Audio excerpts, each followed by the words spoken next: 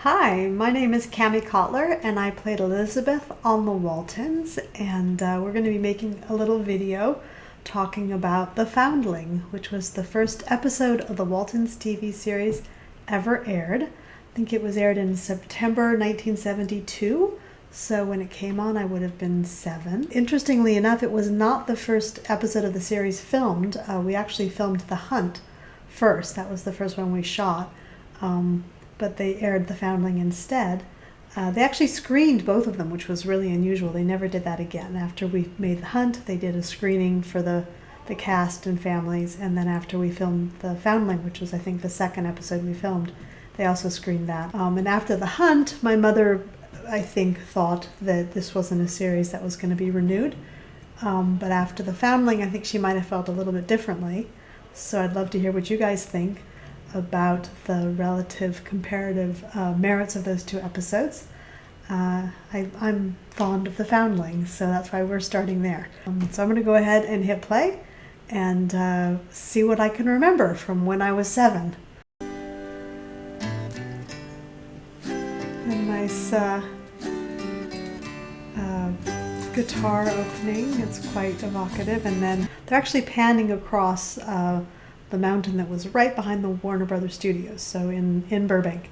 It's just kind of a biggish hill in the middle of the city. And then we hear the signature trumpet come in. You can kind of tell it's not really Virginia, because in Virginia you don't get dirt like that. Something will always grow. We're gonna fade into a zoom shot into John Boy in the window writing and thinking. And then you can see the big shot of, I'm going to pause it there. You can see the big shot of Ralph driving up in the green pickup truck, which those old cars were not easy to work with. Well, you were supposed to drive up and stop on a specific spot, right? Because the camera was placed and the vehicle would have to pull into the frame. And so you needed the vehicle to stop where it was expected to stop on a mark. And they didn't do that. You could put the brakes on and cut them off, but often the engine would keep running and it would just hop forward and roll forward a bit. I mean, we all got pretty adept at jumping out of the way because we knew they were unpredictable. So I'm wondering in this later shot as the car pulls into frame, if really what's happening at that point in time is that the engine's not running and there are about 3 or 4 burly guys with ropes that are pulling the truck into the frame for this opening shot. Oh, we're on the teeter-totter for that shot. That was a fun teeter-totter. We played with that all the time. Yeah. So they're pulling that car into frame. And then Ralph gets out. The sunlight looks terrific on the back of his head. We're very fortunate in our director of photography. And then you can see Michael gets a Miss Michael Learned on the front of her title because it was just confusing that she had a boy's name. And I think she had a boy's name because her dad gave her boy's name. But for the purposes of our credits, they would put a miss in front of it to clarify it. And Ellen. Okay, notice Ellen, when she comes up, takes her glasses off and puts them into her apron pocket. And again, that's classic Ellen Corby. She was very good at always having her hands busy. And it's believable. People are busy. And for that grandma character, that kind of always doing something with your hands, I think fits who she was, right? She was always busy. And then Will's coming from the barn. The barn and the sawmill were one of the few interior-exterior sets where we filmed inside a building that we also used the exterior for. If you look at the front of the house, that's just a front. All the interiors are actually on a soundstage. So if you were to walk in that front door, there's like a empty room that's connected to a second empty room which connects over to the side porch, but there's no upstairs. There's just some scaffolding in case somebody needs to look out a window. Oh, and there's the dog. So Reckless is the dog. Yeah, Reckless was a boy dog, like the dog actor was actually a boy.